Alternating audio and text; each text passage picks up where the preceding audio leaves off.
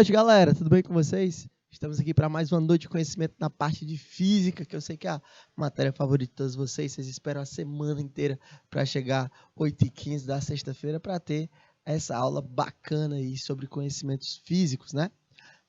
A gente vem falando algumas semanas, galera, sobre a parte de formação, de calor, temperatura, estado de corpo. Tudo isso a gente tem trabalhado já há algum tempo. Hoje a gente vai parar de dar ênfase nesse momento e começar a dar ênfase em outra parte da física, que é a parte de gravitação universal, tá bom? Hoje a gente vai dar uma olhada sobre modelos planetários, sobre como formou os modelos planetários e, claro, também ver as leis que regem esse movimento planetário até hoje, tá bom? A gente vai fazer umas questõezinhas já no final da segunda aula, já para metade do final da segunda aula, que é sempre aquele basicão que tipo, vai cair na prova, vai, então a gente tem que cobrar, a gente tem que falar para vocês tudo e claro, demonstrar como é que vai ser cobrado sem não prova, tá bom? Então, vamos em diante, que hoje a gente tem muita coisa para conversar.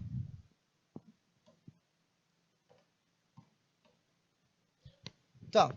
Hoje nosso objetivo de conhecimento, desculpa, é um modelo padrão para a formação do sistema solar. Como é que foi que o sistema solar foi formado, o que aconteceu com ele, como é que ele é distribuído hoje em dia, tá bom?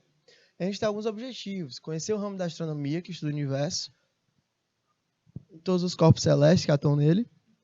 Analisar a composição do universo por meio das leis da natureza, que são as leis de Kepler, assim como por meio dos instrumentos utilizados pela ciência. Reconhecer o modelo de formação do sistema solar, assim como as ideias que fundamentam esses modelos, tá bom? E é claro, a gente vai fazer uma práticazinha, que são as resoluções de questões, que vai ser cobrado lá na prova de vocês, então a gente tem que dar uma cobrada nisso, como é que vai, como é que cobra e tudo, entendeu? Então, vamos em diante aqui, que a gente tem muitas coisas para conversar. Bacana? Então vamos falar um pouquinho sobre modelos planetários. Tá, vamos lá primeiro para a ideia do universo. Primeira coisa, a gente começar esse assunto, a gente tem que ter umas coisas que a gente tem que conversar. Duas coisas, dois pontos principais.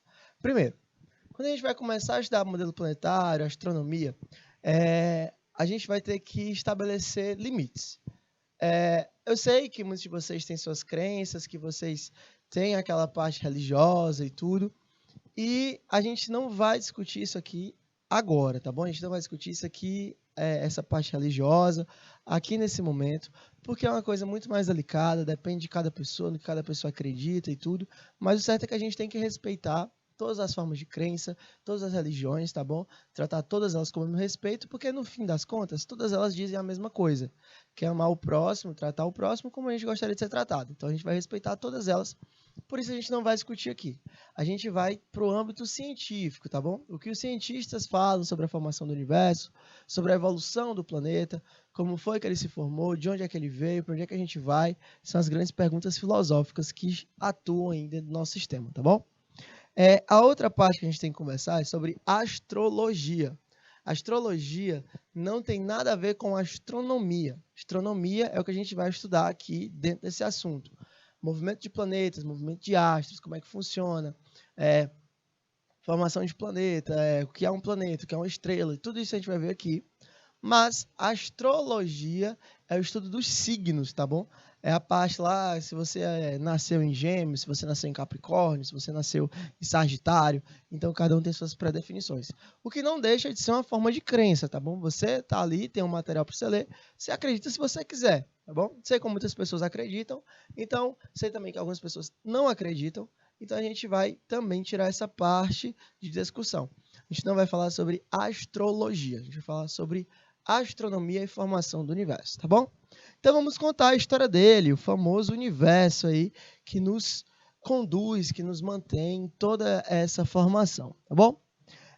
O nosso universo, gente, o universo inteiro, surgiu de um pequeno ponto acumulado. Como é essa ideia? Bom, primeiro, o tempo, ele passa para frente.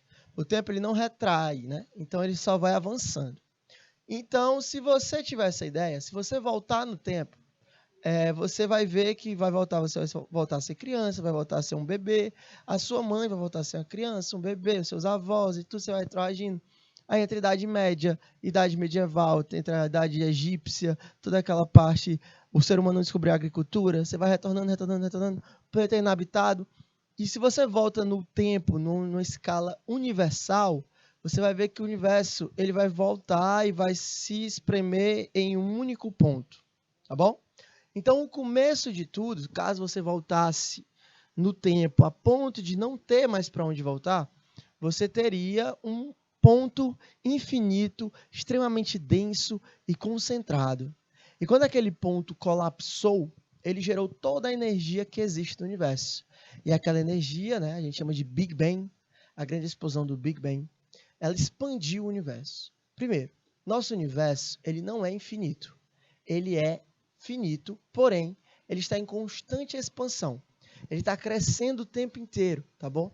Isso graças à expansão da matéria escura, que infelizmente a gente não sabe trabalhar com ela, não sabe o que ela faz, nem como ela faz, mas sabe-se que ela serve para expandir o universo. E isso vai expandindo o universo de uma forma muito forte. Então, o universo ele não é infinito, ele só está em constante expansão, ele está crescendo o tempo inteiro. E quando tudo isso começou, quando o Big Bang estourou, você teve as principais evoluções astronômicas, do universo. Você teve a formação de nebulosas, de galáxias, e tudo isso está acontecendo nesse momento. A nossa galáxia é uma galáxia jovem, o nosso Sol é um Sol jovem. Por quê? Porque se você pegar o universo e comparar ele a uma vida humana, o universo que a gente vive atualmente, ele é como se o neném tivesse acabado de emergir do útero da mãe. Ou seja, ele nem saiu por completo do útero da mãe. Ele está saindo ainda do útero da mãe, está começando a nascer. Por quê, Matheus? Porque existem algumas coisas que a gente sabe que vão acontecer que nem aconteceram ainda. Como, por exemplo, o Sol. Nosso Sol é um Sol novo. A gente vive na era das estrelas. O universo é iluminado, é quente, é denso, tá bom? Nosso Sol é um Sol jovem. Se você comparasse com a vida humana, o nosso Sol teria ali seus 8, 9 anos de idade, entendeu? O cara é muito jovem, tem toda uma vida pela frente. Sóis, quando vão ficando velhos, eles vão ficando avermelhados. Sol novo é como um fogo novo, fogo forte. O fogo, se você pegar o fogo lá da chama do fogão, ele é azulado. Depois ele passa um amarelado e o fogo mais brando ele é avermelhado. Lembra disso? Pois pronto. A ideia do sol é a mesma coisa. Só que a gente tem um sol amarelo, um sol novo. Ele vai envelhecendo, ele vai ficando avermelhado, vai inchando, vai crescendo. E quando um sol chega a colapsar, ele pode virar 3 coisas. Ele pode estourar e virar um buraco negro, que é uma coisa extremamente rara, mas pode acontecer. Ele pode expandir em massa e não expandir em energia. Isso vai gerar uma anã branca. E ele pode expandir em energia, mas não expandir em massa. Isso gera uma estrela de nêutrons, tá bom? No caso, a maioria dos sóis vão virar uma anã branca. Ou seja, é como se você tivesse um forno. Você tem um forno ali, ele está ligado, ele está emitindo calor, ele está cozinhando o que tem lá dentro. Quando você tira o alimento e desliga o forno, ele não vai esfriar imediatamente. Ele vai queimar um pouco até esfriar totalmente. Essa é a ideia. Quando o forno está ligado, você tem uma estrela, tem um sol. Quando o forno desliga, você tem uma anã branca. O sol ele não está mais funcionando completamente. Ele já morreu, ele já está desligado, mas ele continua emitindo a luz porque ele tem muita energia dentro dele, tá bom? E isso já existe no nosso universo. Mas quando uma anã branca fica tão velha, que ela não tem mais energia, ela vira uma anã marrom, tá bom? Isso demora tanto tempo que no nosso universo a gente prediz que não existe nenhuma, tá bom? Então, para vocês terem uma ideia, tem coisas que vão acontecer no universo que a gente sabe que nem aconteceram ainda. Então, o nosso universo ele é muito novo, tá bom? Ele é um cara jovem, ele é uma criança, um bebezinho que acabou de nascer. E essa ideia do universo, ela sempre despertou a curiosidade dos seres humanos. Desde sempre, a gente precisou olhar para as estrelas para entender como é que funciona aqui embaixo. Por quê? Porque, de acordo com o movimento das estrelas, a gente sabe se é inverno, se é verão. A agricultura no Egito antigo, eles não sabiam o que era inverno e verão. Mas, de acordo com a posição das estrelas, eles sabiam se deveriam esperar chuva ou não. Então, isso ajuda na formação de uma civilização. Então, ter conhecimento gera isso, tá bom? E durante muito tempo, a gente teve modelos que foram explicando o universo de uma forma geral. E durante alguns anos, a gente teve a ideia de modelo geocêntrico. O que é isso? Olha, quando você tem um modelo geocêntrico, quando a gente tem um modelo geocêntrico, a gente tem que ter ideia do seguinte: a Terra, ela fica sendo o centro. Existem várias afirmações que explicam o porquê de um modelo geocêntrico, mas algumas, para vocês terem ideia, é a seguinte. Primeiro, vamos lá. Você tem várias histórias, não tem? Você tem a história contemporânea, a história moderna, a história da Idade Média, a história antiga. A física também é assim. A gente tem várias físicas. A gente tem a física quântica, tá bom? Que é aquela física mais famosa, né? Que você tem aí, aquelas ideias, aqueles detalhes. Você tem a física newtoniana, que é essa física que a gente estuda no ensino médio. É uma física bem matemática, tem fórmula, tem equação. E você também tinha, antigamente, a física aristotélica. A física aristotélica era uma física de pensamento. Você não tinha que provar matematicamente nada, mas você tinha que fazer que as coisas tivessem sentido. Você tinha que dar a sua ideia e argumentar de uma forma que ela fizesse sentido. E foi a coisa que Aristóteles fez. E Aristóteles era um defensor do modelo geocêntrico. Porque ele dizia o seguinte: a Terra não pode estar em movimento. Pelo seguinte fato: se a Terra estivesse em movimento, quando você pulasse, a árvore que estava do seu lado lhe acertaria. Por quê? Porque para Aristóteles, a ideia era a seguinte: quando você pula, você perde o contato com a Terra. E a Terra, como ela está em movimento, ela vai continuar andando. Então aquela árvore, aquela pedra que está ali, vai andar em direção a você e vai lhe acertar. Entende? Essa era a ideia de Aristóteles. E a galera na época, poxa, que genial. Esse cara é bom, esse cara sabe do que ele está falando. Então, ele disse que isso aí era possível, né? Isso acontecia. Só que a gente entende hoje que existe uma coisa chamada de inércia, que mesmo quando você não está em contato físico com o solo, você continua acompanhando a rotação e a translação do planeta. Isso derruba a física aristotélica. Só que durante muito tempo a física aristotélica foi aceita. Por quê? Olha aqui. O geocentrismo, modelo geocêntrico, que coloca a Terra no centro do universo, olha aí, com os demais corpos celestes movendo-se em órbitas circulares ao seu redor. Outro erro, órbitas circulares. Tendo como seu defensor o conhecido filósofo grego Aristóteles, aí, que foi do século 6 antes de Cristo, né? Foi aperfeiçoado por Cláudio Ptolomeu no século II depois de Cristo e aceito até o final do século XVI. Olha aí. Então foi um modelo que durou aí século IV antes de Cristo, tá bom? Até o século XVI depois de Cristo. Então você tem 20 séculos de modelo geocêntrico sendo aceito. E por que ele foi tão aceito? Pelo seguinte fato.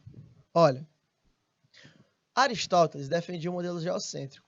E ele era muito respeitado na época, tá bom? Ele era um cara extremamente argumentador, era um cara extremamente visto pela alta sociedade grega como inteligente, mas ele teve uma colonização romana, né? A Grécia foi colonizada pelos romanos. E aí, quando você domina uma nação, um país, você não pode tirar completamente a cultura deles. Isso gera uma revolta. É mais difícil você manter aquele povo dominado, tá bom? Vamos entrar um pouquinho agora na parte da religião, que eu falei que não ia entrar, mas vale a pena comentar. Se você procurar, alguns historiadores defendem que o aniversário de Jesus não é no dia 25 de dezembro. Entendeu? Porque ele está aperfeiçoando um costume que já era grego, que é o solstício, para o dia 25 de dezembro, que é o final de dezembro. Então é melhor você manter aquela parte da cultura harmonizada, entendeu? É que nem a gente não tirou completamente as raízes africanas, ou as raízes indígenas da nossa religião. Como, por exemplo, o Réveillon. Quando você vai para o Réveillon, você pula 7 ondas. Isso não é costume cristão, tá bom? Apesar da maior parte da nossa população brasileira ser cristã. Nem comer 7 uvas, certo? Isso é um costume de religiões africanas. Bacana? Isso é fato.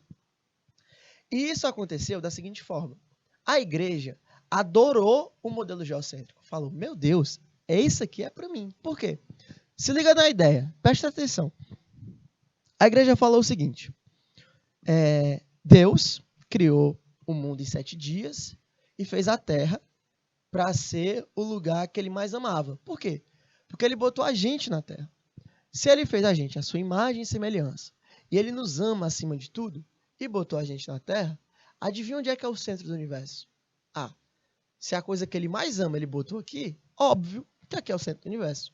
Então a igreja adorou a ideia do geocentrismo e aderiu a ela, tá bom? Falou, não, realmente, você tem razão. O universo todo gira em torno da Terra. Tá vendo aquela lua? Ela gira em torno da gente. Aquele sol também gira em torno da gente. A gente está parado no centro do universo. Bacana? E essa ideia foi aperfeiçoada por Cláudio Ptolomeu, lá no século II depois de Cristo, tá bom? 200 anos depois aí de Cristo. E o Ptolomeu botou para a gente um modelo geocêntrico através de observação. Ele falou que o centro de tudo era a Terra. A Terra estava aqui no centro.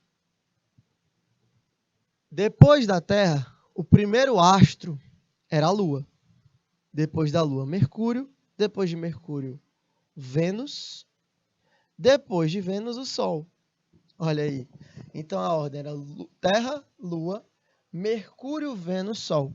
Depois do Sol, Marte. Depois de Marte, Júpiter. E depois de Júpiter, Saturno, tá bom? Que são os observáveis a olho nu do planeta. A qualquer ponto do planeta, você consegue observar esses planetas aí, tá bom? Dependendo, claro, das condições climáticas e da época do ano. Então, você tinha a Terra no centro, Lua, Mercúrio, Vênus, Sol, Marte, Júpiter e Saturno nessa ordem aí. E esse modelo foi aceito até o século XVI, que já é o final da Idade Média. Você tem a era de 1000 anos, né? 10 séculos aí presos na Idade Média.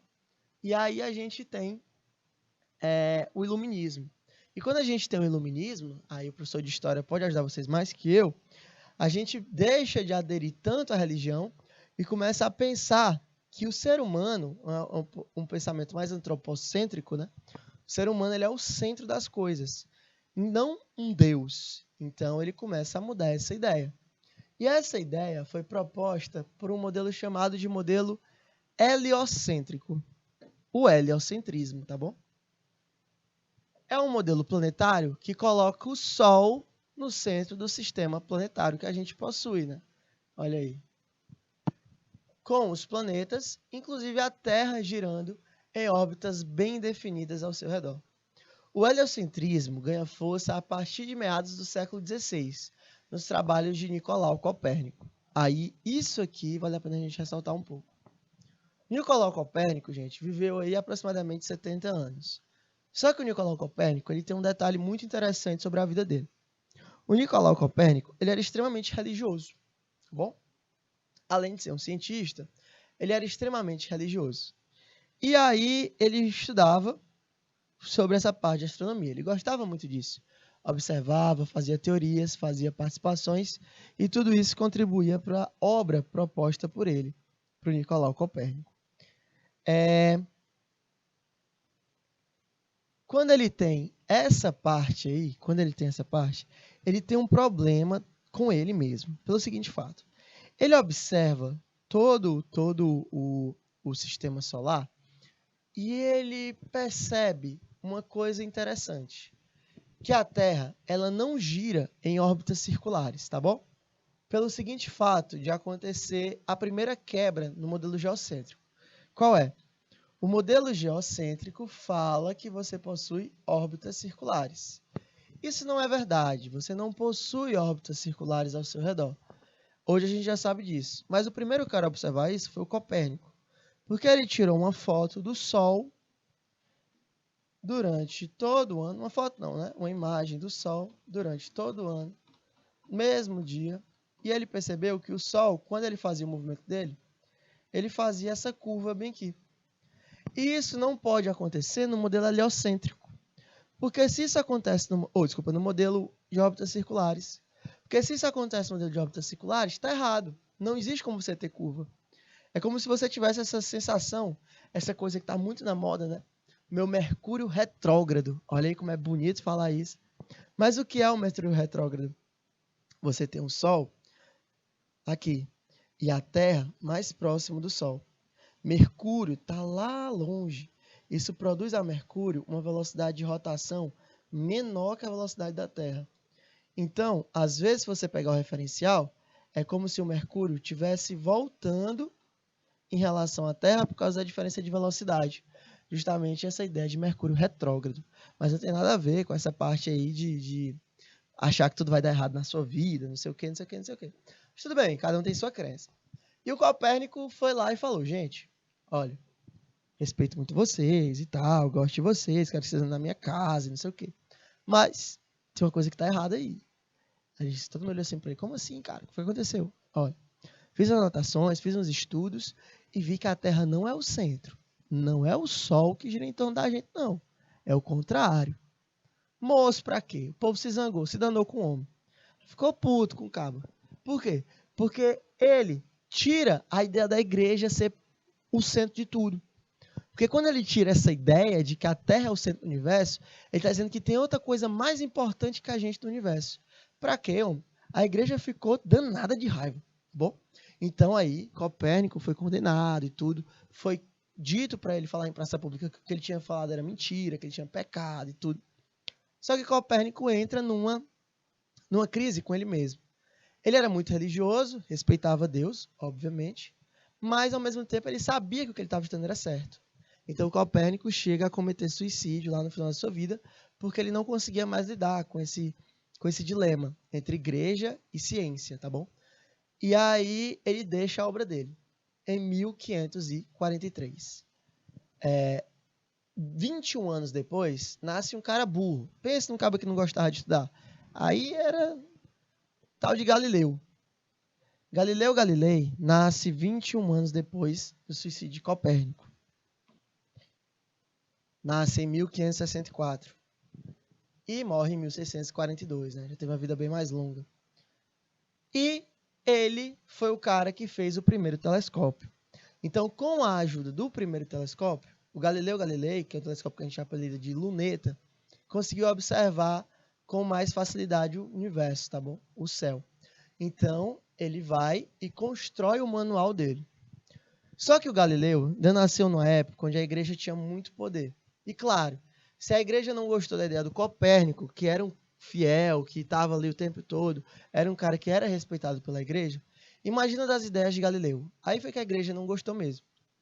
Só que o Galileu, quando ele foi chamado pela Inquisição, ele desdobrou. Ele falou, rapaz, não é bem assim que eu queria dizer e tal, me desculpa e tal, não sei o que, não sei o que, não sei o que. Beleza. Enrolou os caras.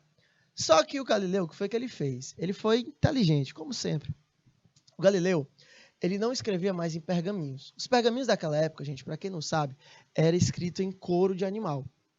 Então você escrevia no couro do animal, enrolava o pergaminho e ele ficava lá. O couro era botado, tinha uma série de produtos químicos que a galera passava e durava um bom tempo. Galileu teve uma ideia muito boa, que foi a seguinte: eu não vou escrever no couro do animal as minhas ideias, eu vou escrever num papiro. Para quem não lembra, o papiro foi o primeiro tipo de papel usado no Antigo Egito. E o papiro era extremamente solúvel. Então, a água dissolvia o papiro de uma forma muito rápida. E Galileu fez o seguinte: para as pessoas que ele confiava, obviamente a academia que ele tinha para apoiá-lo, ele escrevia as ideias dele em um papiro e distribuía para os caras. O que acontecia? Se a Inquisição chegasse, se você fosse investigado ou desconfiassem de você, você pegava o livro e jogava num balde d'água. Quando você jogava no balde d'água, o papel dissolvia muito rápido, porque não era um papel que era feito para durar. Era um papel feito, realmente, um papel muito sensível, que dissolvia muito rápido em água. Então você se livrava da prova, dizendo, não, nunca, tal Galileu, nem conheço, nunca devo falar. Entendeu? Então, os caras passavam essas informações através de uma forma rápida de ser vazada, né? Rápida de ser destruída, e, claro, de uma criptografia. Não era tudo escrito explicitamente, era mais por códigos e tudo. Então, Galileu observou o céu e fez o livro dele, certo? E dentro desse livro dele, tinha várias ideias sobre astronomia, sobre os planetas, e ele firma o modelo heliocêntrico idealizado por Copérnico. Ele fala, não, realmente é heliocêntrico. Por isso, por isso, por isso. Só que vem um cara, alguns anos depois, praticamente não, contemporâneo de Galileu, leitor da obra de Galileu também, ele nasceu depois e morreu antes de Galileu, que é o tal do Johannes, tá bom? O Kepler, que é ele que é a estrela do show. Johannes Kepler que ganha o status de teoria científica. É o Kepler que edifica tudo isso, tá bom? É o Kepler que bota o sistema para funcionar. Num conjunto de leis sobre o movimento planetário, que recebe o nome de leis de Kepler, tá bom? Que está escondidinho, mas são as leis do tio Kepler, que são elas que vão reger o movimento. Já já a gente fala delas, tá bom? Então, quando a gente fala das leis de Kepler, você tem um movimento proposto por aquele cara, beleza? Você tem um movimento fundado por ele. Quando você tem esse movimento, você tem ideias que o Kepler deixou para a gente estudar. E é esse modelo que a gente vai ver agora. Kepler, gente, fundou 3 leis, tá bom? 3 leis. A primeira delas é... vamos falar um pouquinho sobre elas.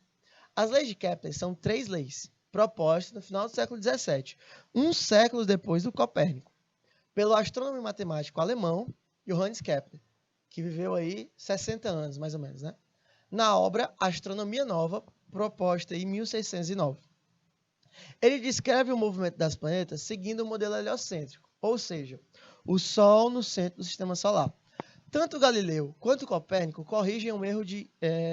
tanto Galileu quanto Kepler corrigem um erro de Copérnico. Copérnico, quando ele bota o modelo heliocêntrico, ele diz que o Sol é o centro de tudo, de todo o universo. E não é assim. A gente sabe hoje que o Sol é o centro só do sistema solar. Então a gente tem essa ideia aqui dele. Beleza? E o Kepler, considerando o Sol centro apenas do sistema solar, propôs 3 leis, que a gente viu no futuro depois dele, que respeita, na verdade, todos os astros de um sistema solar, de um sistema universal. Então, outros planetas e outras estrelas obedecem a essas mesmas 3 leis que Kepler enunciou para o sistema solar. Obviamente, o Kepler, o Galileu e o Copérnico tinham ideia de que existia alguma coisa além da gente, mas não tinham ideia da vastidão que é o universo. Se a gente comparar o nosso sistema solar inteiro, a gente é uma bolha dentro, uma gotinha de água, dentro de uma piscina olímpica, para você ter uma ideia do tamanho do universo. Então, os caras sabiam, tem alguma coisa além da gente, mas não sabiam o tamanho que era. Então, Kepler, na Astronomia Nova, no livro dele, ele propôs essa ideia para o sistema solar. Depois, a gente viu que essas ideias se expandem para todos os universos, ou para todo o universo, para toda estrela e sistema que a gente vai estudar, tá bom? A gente tem a primeira lei de Kepler, que fala o seguinte: a primeira lei descreve as órbitas dos planetas. Kepler propôs que os planetas giram em torno do Sol em órbitas elípticas. Por que ele propôs isso? Ele falou o seguinte: gente, não faz sentido a gente rotar em torno do Sol em órbita circular. Por que não faz sentido? Porque existem as estações do ano. Como é que todo o tempo a gente está à mesma distância do Sol e você tem uma região do ano que é mais quente e uma região do ano que é mais fria? Kepler falou, não faz o menor sentido. Então ele falou, olha, então a gente não gira em órbitas circulares. A gente roda em torno do Sol em órbitas elípticas, tá bom?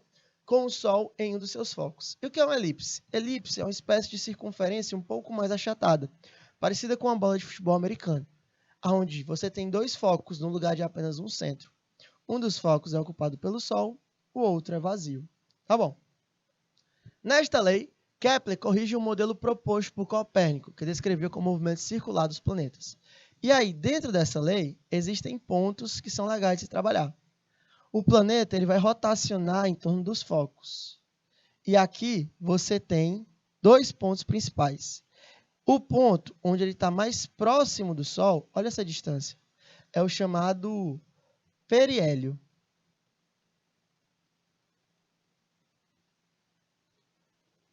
Vixe, Matheus, que nome difícil. O ponto quando ele está mais longe do Sol, olha essa distância agora, olha. É o afélio. Piorou. Ou não me horrível. Mas deixa eu te dizer. P de periélio, P de perto. A de afélio, A de afastado.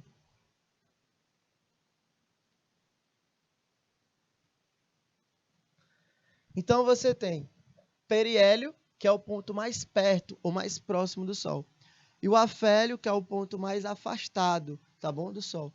Existe algumas nomenclaturas também chamadas de perigeu para o periélio e apogeu para o afélio.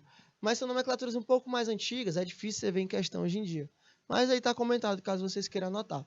Bom, mas o certo é que você vai ver a nomenclatura periélio e afélio. Aí vamos discutir um pouquinho sobre eles, olha. O afélio e o periélio existem, essa aqui está em espanhol, né, essa imagem, não tem esse H. Não existe H medial na língua portuguesa, ou seja, não tem nenhuma palavra que tenha um H no meio. Gramaticalmente falando, é errado. Com exceção de qual palavra? Bahia, porque é uma palavra que não é da língua portuguesa. Então, ela tem esse H medial. Bom, esse H no meio aqui da palavra. Quando você pega, por exemplo, a palavra baiano, ela já não tem mais esse H, justamente porque não existe H medial na língua portuguesa. Meu nome, Mateus, com H no meio, é errado. Bom, mas só curiosidade aí, lá no espanhol, esse H já existe, tá bom? Então, você tem a palavra afélio e periélio lá com um H no meio, coisa que a gente não tem aqui. Mas essa imagem era boa e ela só estava em espanhol, por isso que eu peguei A. Você escreve o periélio sem esse H no meio, tá bom? E olha aí, isso aqui é para a Terra. Percebam que no ponto mais próximo do Sol, a Terra tem 147 milhões e 500 mil quilômetros. No ponto mais afastado do Sol, a Terra tem 152 milhões e 600 mil quilômetros. Não é uma elipse muito diferente. Se você pegar de um ponto para o outro, a diferença é de apenas 5 milhões e 100 mil quilômetros. É uma diferença muito curta quando você fala do universo. Mas existem alguns planetas, como satélites, ou como Júpiter e Saturno, que são planetas cheios de satélites, que as órbitas deles são absurdas. A diferença são de milhares de quilômetros, de milhões de quilômetros aí de um afélio para o periélio. Tá bom?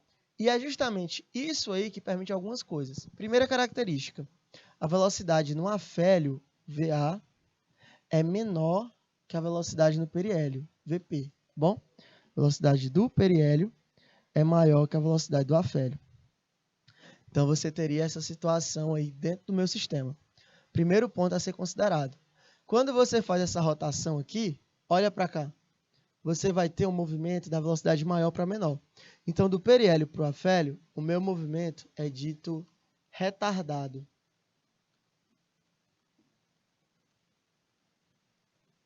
E do meu afélio para o periélio, olha como a velocidade está aumentando. Meu movimento é dito acelerado. Bom, então você teria essa situação dentro do meu sistema. No afélio, está mais afastado, você tem uma situação mais fria para o planeta, né? Então você tem aí um inverno. Do inverno para o verão, você tem a situação do outono, da primavera, desculpa, e do verão para o inverno, você tem a situação da primavera. Então, o movimento acelerado é outono, o movimento retardado seria primavera, aí você tem essa situação. Tá, Matheus, por que a velocidade no periélio é maior? Pelo seguinte fato, se a velocidade fosse a mesma, a Terra cairia no Sol. Ela teria essa colisão, tá bom? Então, graças a essa velocidade de rotação, de translação, desculpa, do planeta, a gente não tem essa queda dentro do Sol. E nem a Lua tem em relação a gente também. A Lua não rota a gente, não faz esse movimento? Pois é, a mesma ideia. A Lua também tem seu afélio, também tem seu periélio. Então, ela também se aproxima e tudo da gente, tem um movimento onde ela é mais rápida, mais devagar, justamente para evitar essa queda dentro do sistema. Bom, a gente tem que lembrar dessa parte aí, que o movimento no periélio é mais rápido para evitar que o astro caia dentro da estrela. Bacana? Então, a velocidade no periélio é maior que a velocidade no afélio. A segunda lei fala o seguinte. A segunda lei de Kepler assegura que o segmento que une o Sol a um planeta varre áreas iguais em intervalos de tempos iguais. Pronto. Áreas iguais em tempos iguais seria aí a característica principal da segunda lei. Uma consequência desse fato é que a velocidade do planeta ao longo da sua trajetória orbital é diferente, sendo maior quando o planeta se encontra mais próximo, periélio, e menor quando o planeta se encontra mais afastado, ou seja, o afélio. Bacana? Então, imagina esse sistema. Olha para cá. E este é o significado físico da segunda lei de Kepler. A velocidade orbital de um planeta não é uniforme, mas varia regularmente de acordo com a longa de sua órbita. O que é constante é chamada velocidade areolar, que é justamente definida pela área varrida em linha reta que une o planeta ao Sol numa unidade de tempo. Então você tem um sistema aqui, ó. Você tem um Sol. Olha o nosso Sol aí, como ele é bonito. E você tem um planeta girando em torno dele. Planeta Tikwinkle. Lala. Opô. Quando você tem um planeta como esse, você tem uma rotação em torno desse planeta, beleza? Agora acontece o seguinte. O planeta pode estar no ponto A, ponto B, pode estar também no ponto C e no ponto D. Liga esses pontos em relação ao Sol. Ponto A, ponto B, ponto C e ponto D. Aqui você tem uma área A1. Enquanto ali você tem uma área A2. Show! Quando você tem essa formação, acontece o seguinte. A área A1 ela é igual à área A2. Se a área A1 é igual à área A2, eu tenho que o tempo necessário para ir do ponto A até o ponto B também é igual. Beleza? Isso aqui é a velocidade areolar. A velocidade areolar de 1 é igual à velocidade areolar de 2. Como assim? É a velocidade com que ele percorre a área. Como as áreas são iguais, a velocidade é a mesma. A famosa velocidade areolar. Olha aí. Areolar, área, areolar, tá bom? Areal, areolar. É uma velocidade que representa a área do cidadão. Bacana? Então, velocidade areolar. Velocidade que fala sobre a área. Só que além da velocidade areolar, você também tem a velocidade orbital. O que é essa velocidade orbital? Olha o perímetro que o planeta vai fazer. O planeta sai de A até B, ó. Aqui você tem um determinado trajeto. E sai de C até D também, ó. Aqui você tem outro trajeto. Visivelmente, qual o trajeto é maior? De A para B ou de C para D?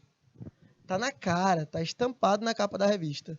De C para D, o percurso é muito maior. Então, a velocidade orbital, tá bom? De 1 é menor que a velocidade orbital de 2. Bacana? Por que isso? Porque a órbita que ela vai varrer é muito maior. Então, ele vai precisar de uma velocidade maior. E isso casa com a ideia de que... Casa com qual ideia? Casa com a ideia de que aqui, ó, você está no periélio. Aqui você está no afélio. E no afélio é mais afastado. Então, a distância é maior. Ok? Logo, a velocidade é menor. Aqui é mais próximo. Então, você está no periélio. Aqui é mais próximo. Então, a velocidade é maior. Você tem um periélio a ser mantido dentro daquele sistema. Bacana? Então, essa é a segunda lei. E a terceira lei de Kepler fala o seguinte. Indica que o quadrado do período de revolução de cada planeta é proporcional ao cubo do raio médio de sua órbita. Para isso, quanto mais distante o planeta estiver do Sol, mais tempo ele levará para completar a translação. Matematicamente, a terceira lei de Kepler é descrita por... Mateus, traduz isso aí que eu não entendi nada. Ó, é simples. Ele falou o seguinte, que o período ao quadrado sobre o raio ao cubo é constante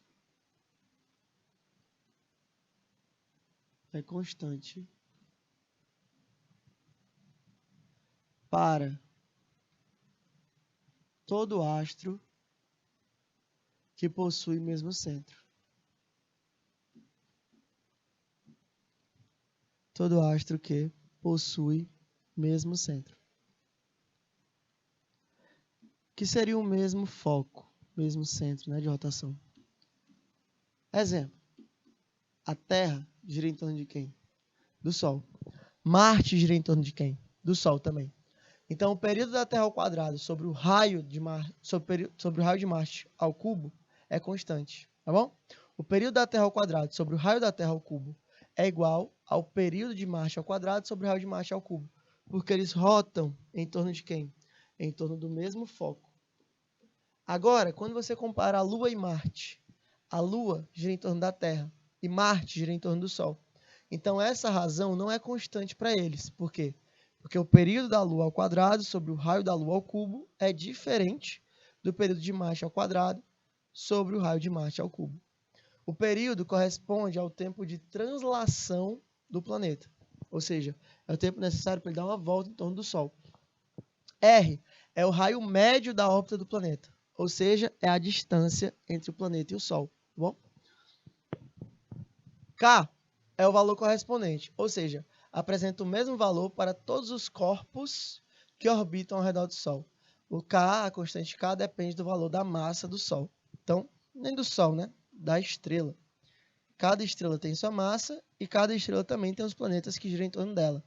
Então, o valor de K depende, na verdade, da estrela ali que vai ser aplicada no sistema. Tá bom? Então, é constante para todo astro que possui ali o mesmo foco. Ok? Todo astro